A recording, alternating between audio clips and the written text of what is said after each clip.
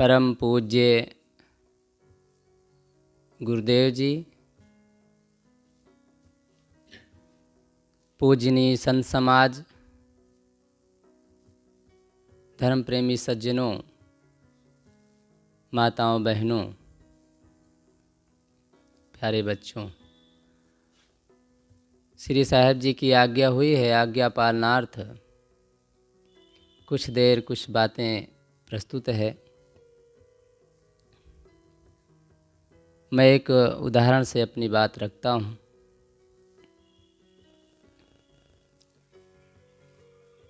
एक बार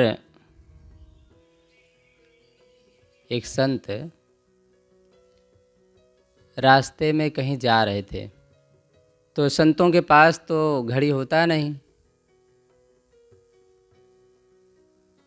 तो चल रहे थे। अचानक उन्हें टाइम का ख्याल आया और मन में सोचने लगे कितना टाइम होगा। तो 12 बजे रहे, लगभग 1 बजा था। तो जा रहे थे, अचानक वहीं पर एक व्यक्ति मिला जो पशु चरा रहा था।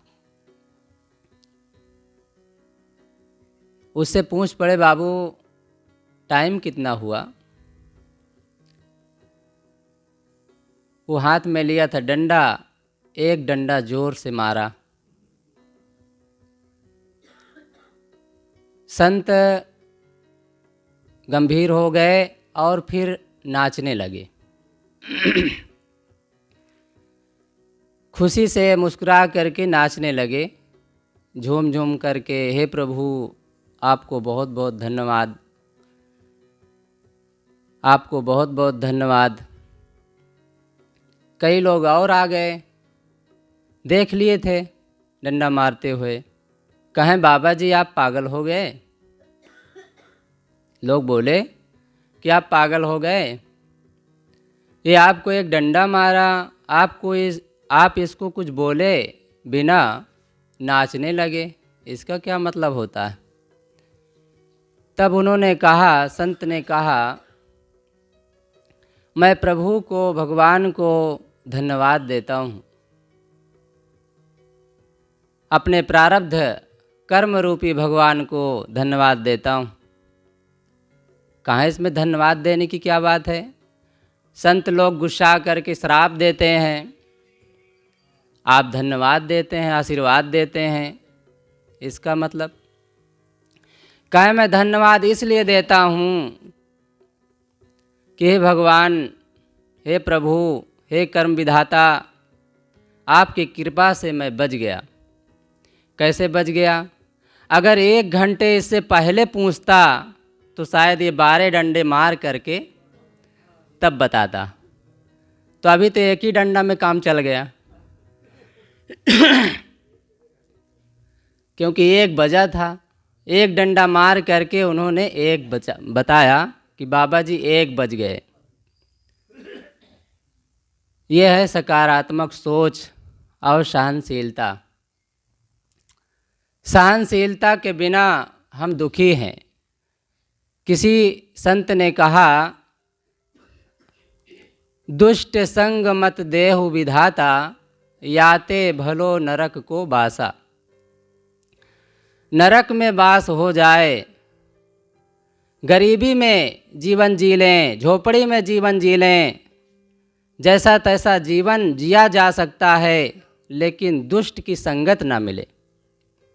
क्योंकि दुष्ट जहाँ होता है वो स्वर्ग को भी नरक बना देता है। दुष्ट के संगत से हमें बचना चाहिए। दुष्ट की संगत ही शायद रामायण तैयार कर दिया था, क्योंकि मंथरा दुष्ट ही थी एक प्रकार से। एक हरे भरे परिवार, खुशहाल परिवार को, प्रेमी परिवार को, सेवक परिवार को बिखेर दिया, दुख के गड्ढे में डाल दिया। दुष्ट ही थी शायद, तब तो ऐसा किया। अगर वो समझदार होती तो हरे भरे परिवार को क्यों बिगाड़ती? जबकि कैकेयी को राम सबसे ज़्यादा, अपनी माँ से ज़्यादा मानते थे। फिर भी ऐसा क्यों किया? क्योंकि वो दुष्ट थी, अंदर से वो कसैली थी, जलनशील थी, जलने वाली थी। राम के सम्मान में उन्हें जलन होती थी। वो भरत को सम्मानित देखना चाहती थी, राज्य पर देखना चाहती थी, इसलिए उन्होंने ऐसा किया। तो दुष्ट की संगत। लेकिन हम दुनिया में हैं, यहाँ दो तरह के लोग हैं, अच्छे लोग भी हैं, बुरे लोग भी हैं। उसकी पहचान हमें संतों से होती है, क्योंकि मनुष्य मनुष्य में अंतर, कोई हीरा कोई कंकड़। कोई मनुष्य है, मनुष्य स्वभाव का है, देवता स्वभाव का है, संत स्वभाव, साधु स्वभाव का है, तो कोई दुष्ट स्वभाव, शैतान स्वभाव का है। अब उसकी संगत हमें ना मिले, ये अपने संत गुरुजनों से, अपनी आत्मा और कर्म विधाता से मानो मनाते रहें, प्रार्थना करते रहें। सज्जन मिलेंगे तो जीवन स्वर्ग बनेगा।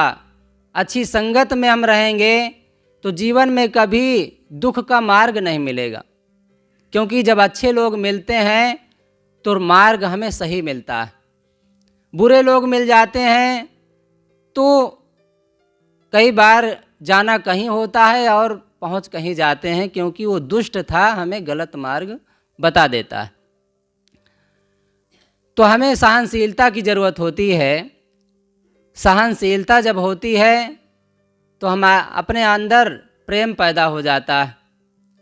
प्रेम कहा जाता है, एक पति क्रोध में आकर के अपने पत्नी से कहा, तुम चंद्रमुखी, मैं सूर्यमुखी, तुम मुझसे दुखी, मैं तुमसे दुखी।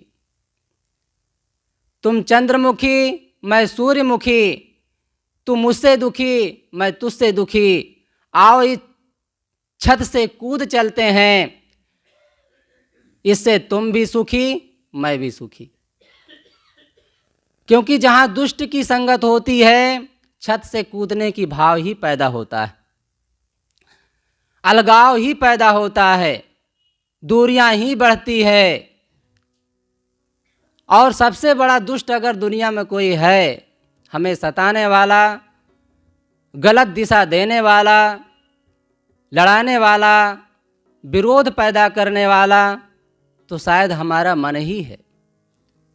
अगर हम अपने मन को देखते हैं तो बहुत सारे शंकाओं का समाधान हो जाता है, बहुत सारी बातों का समाधान हो जाता है। अक्सर हमारा मन दूसरे की तरफ देखता है, दूसरे की बुराइयों को देखता है, यहाँ तक कि वो जिसकी संगत में रहता है, जिसकी रोटी खाता है, जिसके छाया में जीता है, जिसके पालन पोषण में बहुत बड़ा उपकार झेला है, माता पिता गुरुजनों का कितना बड़ा उपकार है, उनमें भी हमारा मन त्रुटि देख लेता है। इस मन को हमें समझाना चाहिए, और मन को समझाने वाला अगर दुनिया में कोई है तो अच्छी संगत है। अच्छी संगत में ही हम मन को समझ सकते हैं। हर आदमी, हर नर नारी, हर मनुष्य के मुख से निकलता है कि हम मन से परेशान हैं, लेकिन मन के बारे में पूछा जाए कि मन क्या चीज़ है तो नहीं जान मिलता है। कहते महाराज यही तो समझ में नहीं आता है, मन क्या है। मन के कोई हाथ पांव नहीं है। मन हमारे ही कर्मों का एक संस्कार रूप है, आदत रूप है। आदत का एक रूप बन जाता है। हम किसी को देखते हैं तो नैनन आगे मन बसे, पलक पलक करे दौड़। हम देखते हैं तो मन हमारा दौड़ जाता है। दौड़ ही नहीं जाता, उस पर विचार करने लग जाता है, सोचने लग जाता है। इसलिए हमें संतों की संगत की जरूरत होती है। साधु संगत कीजिए साधु की हरे और की व्याधि, ओछी संगत क्रूर की आठों पहर उपाधि। संत गुरुजन वो कलाकार हैं जो पत्थर को हीरा बना देते हैं। हीरा की कोई खदान नहीं होता है, वो कोयला जहाँ से निकलता है उस खदान में शायद कहीं कहीं वो पत्थर मजबूत मिलता है जो हीरा बना दिया जाता है। कलाकार उसे हीरा बनाते हैं, उसकी कंपनियां होती हैं। तो हम सब अनगढ़ पत्थर की तरह हैं, कुरूप पत्थर की तरह हैं, जिसमें कोई आकार नहीं है, प्रकार नहीं है। जैसे अभी वहाँ गुरुजी बता रहे थे एक भक्त को कि पशु और मनुष्य में कोई बहुत अंतर नहीं है, बस उसकी पूंछ नहीं है और सींग नहीं है, बस इतना अंतर है। और एक अंतर है आत्मज्ञान। अगर आत्मज्ञान है तो मानो मनुष्य है, नहीं पशु और हम में क्या अंतर है? पशु तो कई गुना हमसे अच्छा ही है, ना किसी से कोई चाह रखता है, ना चोरी करता है, ना बदमाशी करता है, ना कुछ। कभी पहली बार वो मिलते हैं, कुत्ते मिले या पशु मिले तो शायद थोड़ा से गुर्रा लेते हैं, लड़ लेते हैं। अगर 10 दिन एक साथ बांध दिया जाए तो शायद एक दूसरे को चाटने लग जाते हैं। और जीवन भर अगर बांधे रह जाएं, साथ में रहें, तो कभी झगड़ेंगे नहीं। झगड़ेंगे भी तो वो झगड़ा नहीं होगा, एक दूसरे से खिलवाड़ होगा बस। लेकिन मनुष्य जिससे कभी कभी मिलता है, बड़ा प्रेम से बोलता है, बड़ी भावना से बोलता है, मजाक भी कर लेता है, उनके बच्चों को भी खिला लेता है, प्यार दे देता है, लेकिन अपने घर में जब आता है तो थानेदार बन जाता है। अपने घर में जब आता है तो गुर्राने लग जाता है, बच्चे डरने लग जाते हैं, बच्चे छिपने लग जाते हैं, पत्नी मौन हो जाती है, सुनसान शमशान हो जाता है, घर घर नहीं रह जाता, शमशान हो जाता है। जहाँ चुप्पी हो, मुर्दा के समान लोग जिए तो शमशान ही तो है। जहाँ हंसी की कहा ना मचे 24 घंटे में, एक साथ भोजन ना हो सके, एक दूसरे के सुख दुख में शामिल ना हो सकें, एक दूसरे के पास बैठ ना सके, पूछ ना सकें, एक दूसरे के मन की बात जान ना सकें, वो घर कहाँ है? वहाँ इंसान नहीं रहते हैं, वहाँ मुर्दा रहते हैं। साधो ये मुर्दों का गांव, इसलिए कबीर साहब खींच कर मानो कहे हूँ, ये सब मुर्दों का गांव है। यहाँ जिंदा कौन है? जिंदा वही है जो विवेकी है, जिंदा वही है जो अपने मन के बुराइयों को जानता है, जिंदा वही है जो अच्छी संगत में जीता है, अपने मनुष्य की कीमत को समझता है, अपने मनुष्य पत्थर को, कुरूप पत्थर को, मिट्टी, गीली मिट्टी को वो घड़ा बना लिया है, मूर्ति बना लिया है, हीरा बना लिया है। वही तो घर घर हो सकता है। उसी घर में मानो स्वर्ग उतर आया होता है। क्योंकि स्वर्ग किसे कहना चाहिए? स्व खुद को कहते हैं और गा गमन को कहते हैं। स्वयं में गमन करना, आनंद का अनुभव करना, स्वयं में लौट आना, स्वयं की बुराइयों को जान लेना, स्वयं अपने कीमत को पहचान लेना। और जो स्वयं को पहचान लिया वो घर को स्वर्ग नहीं बनाएगा तो नरक बनाएगा। स्वयं को न जानने वाला ही शराब पीता है, न जानने वाला ही बीड़ी पीता है, झगड़े करता है, मुकदमे बाजी, ना जाने क्या क्या बुराइयों में वो उलझा रहता है। अगर वो स्वयं को जानता, स्वयं की कीमत को समझता तो शायद वो स्थिति ना आती। इसका मतलब कभी ऐसी स्थिति आए मुकदमेबाजी की तो ना लड़े, ऐसा नहीं है।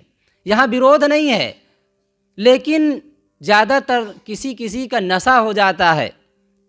किसी की ज़बरदस्ती ज़मीन हड़प लिए और मुकदमा ठोक दिए, लड़ने की आदत हो जाती है, राजनीति करने की आदत हो जाती है। संत गुरजन कहते हैं 2 दिन की जिंदगी कोई किसी से क्यों रूठे। थोड़ी सी जिंदगी मिली है और एक दिन ये तुरंत ऐसा छूटेगी, ऐसा आपसे अलग हो जाएगी कि पता नहीं रह जाएगा। आज हम संतों की पूजा करते हैं, आरती करते हैं, वंदना करते हैं, एक दिन ऐसा आ जाएगा कि ख्याल भी नहीं रह जाएगा, शरीर अलग हो जाएगा, छूट जाएगा। अपने घर में जिसे हम माँ कहते हैं, पिता कहते हैं, भाई कहते हैं, एक दिन ऐसा आएगा कि मिट्टी कहना पड़ेगा। भाई नहीं कहना पड़ेगा, माँ नहीं कहते बनेगा, पिता नहीं कहते बनेगा, मिट्टी कहेंगे। कोई आपको कहा नहीं रहा है, कहता नहीं कि मिट्टी कहो, आप स्वयं कहते हैं, क्योंकि वो सच में मिट्टी ही होता है। जिसे हम पूजते थे, जिसे माँ के रूप में देखते थे, जिसे पिता के रूप में देखते थे, वो चला गया। आपसे पूछा भी नहीं जाते समय कि मैं जा रहा हूँ, बस समय पूरा हुआ, चल दिया। ऐसा समय आता है। सद्गुरु अभिलाष देव का जब शरीर छूटा तो किससे बताए थे, किससे बताए थे कि हमें जाना है? आज सबके दिल में अमर हो गए, क्योंकि उनका जीवन ऐसा था, अमर होने लायक था, इसलिए अमर हो गए। कहने का भाव यहाँ पर यह है कि जब जीव शरीर छोड़ता है तो पूछने की ज़रूरत नहीं होती है, किसी से आज्ञा लेने की ज़रूरत नहीं होती है। आप कहीं आश्रम से, घर से, परिवार से, देश विदेश, परदेश, बाजार जाते हैं तो पूछना पड़ता है, लेकिन शरीर छोड़ने के समय में पूछने की ज़रूरत नहीं होती। बहुत ऐसे चीज़ है, काम है, कर्म है, जिसमें पूछने की, आज्ञा लेने की ज़रूरत नहीं होती। वो स्वयं होता है, वो स्वयं के लिए होता है। इसलिए हमें अच्छी संगत की ज़रूरत है, क्योंकि अच्छी संगत में ही सहनशीलता हमें आ सकती है, सहनशीलता का ज्ञान मिल सकता है। कहीं न कहीं लोग हमें डांटते हैं, फटकारते हैं, गाली देते हैं, अथवा कुछ कहते हैं, बैठे बैठे खा रहे हैं, अथवा भोंदू थे, फेल हो गए होंगे, या बहुत कुछ कहते हैं, तो कहीं न कहीं वो हमारे वैराग में, हमारे ज्ञान में, हमारे जीवन में आदर्श ही बनते हैं। हमारा उनसे कल्याण ही होता है, बल्कि वह व्यक्ति हमारे कल्याण में बाधक बन जाता है जो बहुत प्रेम करता है, बहुत सम्मान करता है और बहुत आगे पीछे लगा रहता है, बहुत आज्ञा का पालन करता है। कहीं न कहीं उससे अकल्याण ही होता है। इसका मतलब ऐसा ना रहे, ऐसा नहीं है, रहना है, रहना चाहिए, लेकिन ज़्यादातर वहाँ ये मन अहंकारी हो जाता है, फूल जाता है। इसलिए इस मन को समझना है तो अच्छे लोगों की संगत की ज़रूरत है, संतों की ज़रूरत है, क्योंकि वहीं हीरा बना जा सकता है। सद्गुरु कबीर ने कहा, हीरा सोई सराहिए, सहाय घनन की चोट, कपट कुरंगी मानवा परखत निकरा खोट। जो ऊपर से दिखावा करता है सहने की, वो एक दिन पकड़ा जाता है, क्योंकि मन में कपट होता है, कपट, और वो कुरंगी होता है, अंदर से कुछ, बाहर से कुछ। कहते हैं मुख में राम बगल में छुरी, मुख में तो राम होता है लेकिन बगल में छुरी होती है। वो जीवन हमारा नहीं होना चाहिए, क्योंकि हम अपने को मनुष्य मानते हैं, हम अपने को ज्ञानी मानते हैं, अपने को समझदार मानते हैं, अपने को सज्जन मानते हैं, अपने को साधु से जोड़ते हैं। कई भक्त संतों से कहते हैं आप तो हमारे गुरु भाई हैं, तो इसका मतलब वहाँ से भी हम जोड़ लिए अपने को, इतना ऊंचा अपने को मानते हैं। तो ऊंचा मानने का मतलब, ऊंचा मानने का अर्थ क्या होता है, उसे हमें समझना है, उसे हम समझ लेंगे। और वो कब होगा? जब हम में विवेक होगा। अब विवेक कहाँ से जगेगा? संतों की संगत से। तो संतों की संगत हमें करना है, क्योंकि संतों की संगत ही हमें वो सीख देती है, वो सलाह देती है, जो हमें अहंकार रहित जीने को लाभ मिलता है। हम अहंकार रहित हो जाते हैं। अब अहंकार रहित जीवन में ही सहनशीलता की क्षमता आ जाती है, प्रेम की क्षमता आ जाती है, और जीवन जीने का एक बहुत सुंदर कला मिल जाती है। 5 तत्व का पूतरा मानुष धरिया नाव, एक कला के बिछुरे बिकल होत सब ठाव। क्योंकि वो विवेक ही कला है, जीवन जीने की कला है, जो ना होने के कारण आदमी दर दर की ठोकरें खाता है, ना खाने योग चीज़ें खाता है, ना पीने योग चीज़ें पीता है, ना बोलने योग बातें बोलता है, और बहुत कुछ जीवन में वो करता है, कारण कि जीने की कला नहीं मालूम है, विवेक नहीं है जीवन में। इसलिए हमें विवेक की ज़रूरत है, और जीने की कला होनी चाहिए। मन से और इंद्रियों से कैसा व्यवहार होना चाहिए। जिसके जीवन में जीने की कला आ जाती है, वो हाथ से सही कर्म करता है, मुख से सही बात बोलता है, मन से सही जीवन जीता है, पैर को अच्छी जगह ले जाता है, अच्छे दर्शन संतों के दर्शन कराता है, नयनों को दर्शन कराता है, माने हाथ पैर इंद्रियों से मन से वो अच्छे कर्म करता है, क्योंकि जीवन में जीने की कला आ गई है। कलाकार दुनिया में देखे होंगे, अच्छे अच्छे मूर्ति बना देते हैं, अच्छे अच्छे फोटो बना देते हैं, अच्छे अच्छे मकान बना देते हैं, गाड़ी मोटर जहाज मोबाइल सब कलाकार ही तो बनाते हैं, वैज्ञानिक ही तो बनाते हैं। लेकिन मन का वैज्ञानिक बनना सबसे बड़ा वैज्ञानिक होना है। मन को गढ़ करके मूर्ति बना देना, मन को साफ दर्पण बना देना, मन को एक अच्छा शीतल जल बना देना, तो निश्चित है कि शीतलता का अनुभव होगा, साफ दर्पण में दर्शन का अनुभव होगा और अच्छे विचार अच्छे मन में अपने आप का अनुभव होगा। ये जब हमारे अंदर होगा तब आपका जीवन हमारा जीवन कुछ और होगा।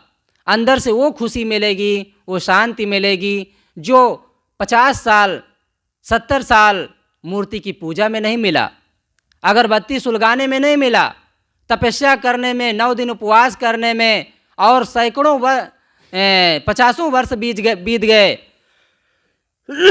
दुर्गा की पूजा करते हुए, नौ रात्रि को उपवास रहते हुए, वो चीज़ नहीं मिलेगा वहाँ। पूछा जा सकता है जो देवताओं के पुजारी हैं, घर में परंपरा का पोषण करने वाले, जो चौरी झंडी चुनरी चढ़ाने वाले हैं, उनसे पूछा जा सकता है क्या मन में संतोष है, क्या मन में शांति है, क्या सुख की नींद सो पाते हैं, तो वो नहीं मिलेगा। लेकिन आत्मज्ञान हो जाए, आप अपने आप को जान लें, हम अपने को जान लें, अपने मन को समझ लें, अपने बुराइयों को दूर कर लें, तो देवी देवताओं की पूजा की जरूरत नहीं पड़ेगी, मस्जिद में मंदिर में जाने की जरूरत नहीं पड़ेगी। अपने आप हमारे आत्मा ही वो देवता बन जाएगा, वो भगवान बन जाएगा, वो परमात्मा बन जाएगा। ये घर ही हमारा मंदिर बन जाएगा, यहाँ के लोग ही हमारे लिए देवी देवता बन जाएंगे। वहाँ छोटे बड़े का अहंकार नहीं रह जाएगा, वहाँ तो बस मनुष्यता के साथ मनुष्यता का व्यवहार रह जाएगा। अब मनुष्य के साथ मनुष्य का व्यवहार हम करते हैं तो फिर क्या रह जाता है हमारे जीवन में? बस शांति का मार्ग, बस चलते रहो, अपने आप मंजिल पहुंच जाएंगे। मैं एक उदाहरण के माध्यम से ये कहने का प्रयास किया कि हमें सहनशील होना है, क्योंकि सहनशील व्यक्ति ही अपने घर को, परिवार को, अपने जीवन को स्वर्ग बना सकता है और अपने हृदय में दया प्रेम करुणा पैदा कर सकता है और लोगों के लिए और अपने लिए एक उद्धारक और सहारा बन सकता है। मैं अपनी वाणी को यही विराम देता हूँ। बोलिए सद्गुरु कबीर साहेब की, संत समाज की, भक्त समाज की, साहेब बंदगी साहेब।